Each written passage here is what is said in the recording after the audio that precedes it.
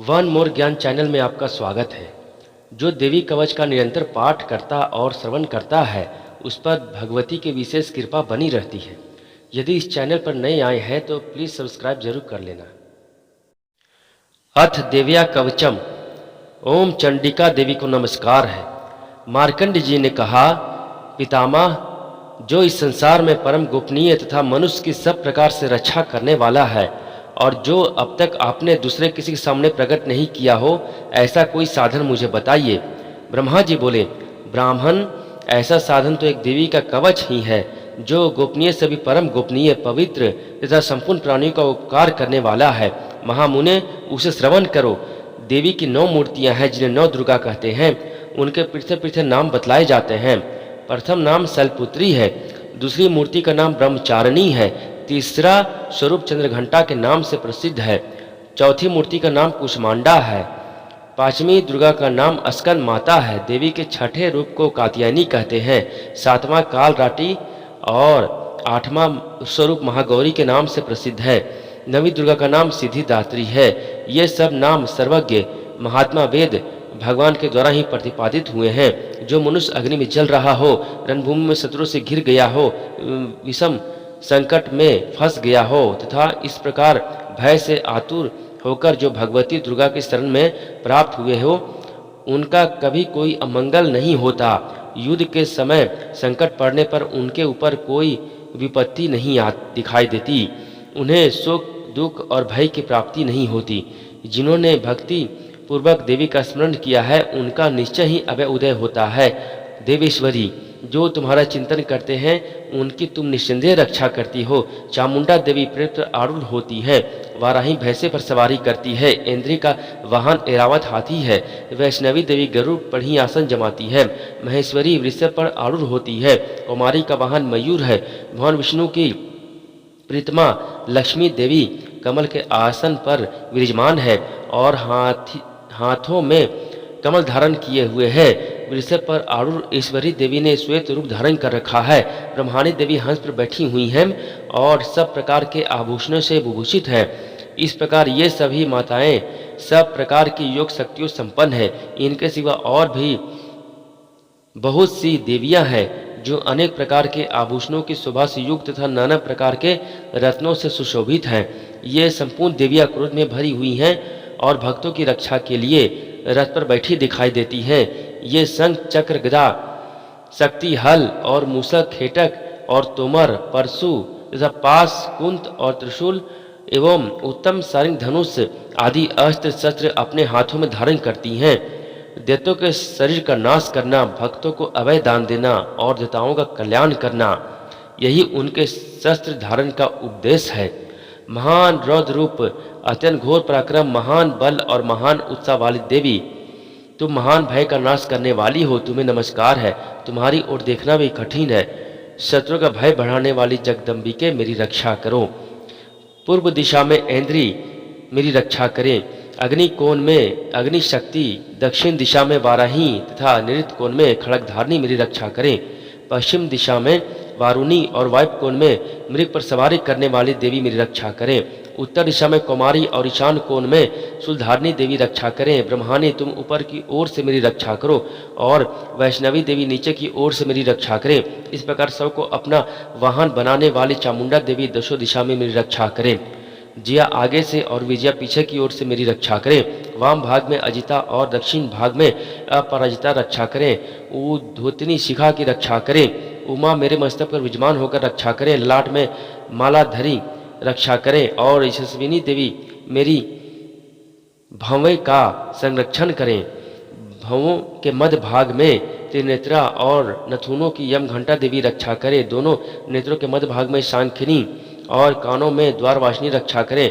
कालिका देवी कपोलों की तथा भगवती शांकरी कानों की मूल भाग की रक्षा करें।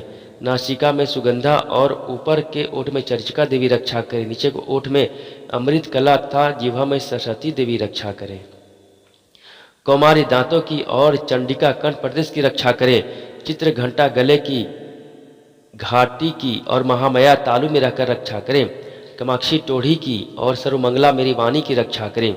भद्रकाली गिरवा में और धनुधरी विषवंश मेरुदंड में रहकर रक्षा करें।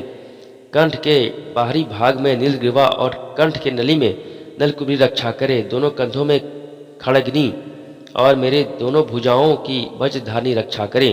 दोनों हाथों में दंडनी और उंगलियों में अंबिका रक्षा करे। शूलेश्वरी नखों की रक्षा करे। कुलेश्वरी कुछ पेट में रहकर रक्षा करें।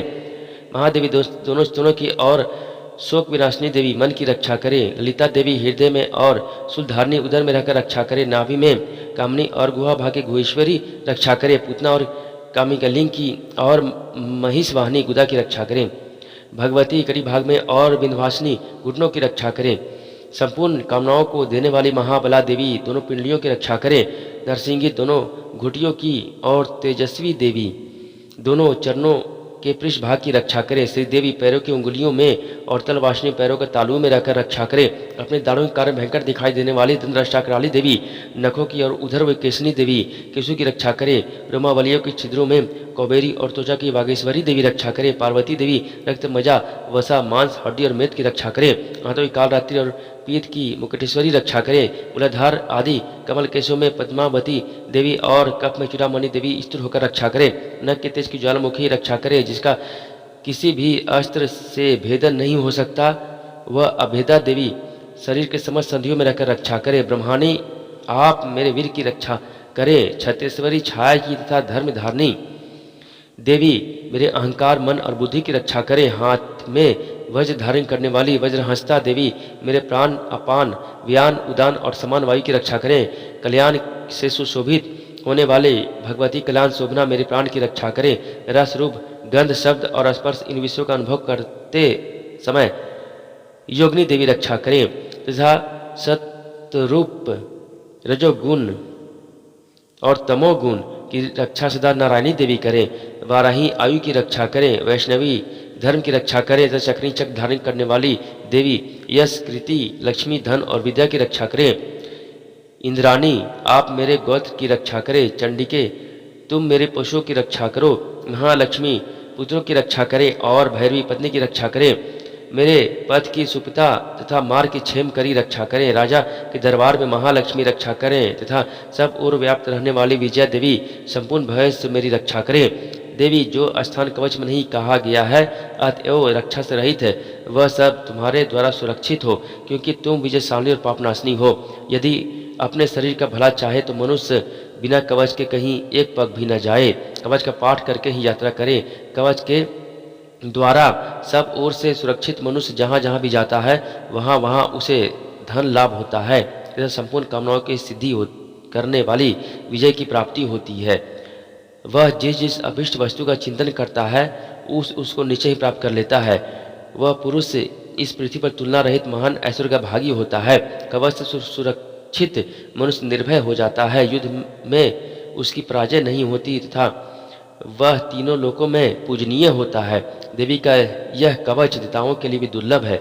जो प्रतिदिन नियम पूर्वक तीनों संध्याओं के समय श्रद्धा के साथ इसका पाठ करता है उसे देवी कला प्राप्त होती है तथा वह तीनों लोकों में कहीं भी अपराजित नहीं होता। इतना ही नहीं, वह अपमृत्यु से रहित हो 100 से भी अधिक वर्षों तक जीवित रहता है।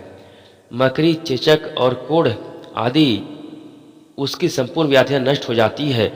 कनेर भांग अफीम धतूरे आदि का अस्थावर विष सांप और बिच्छू आदि के काटने से चढ़ा हुआ जंगम विष तथा आइफेन और तेल के संयोग आदि से बनने वाला कृत्रिम विष, ये सभी प्रकार के विष दूर हो जाते हैं, उनका कोई असर नहीं होता।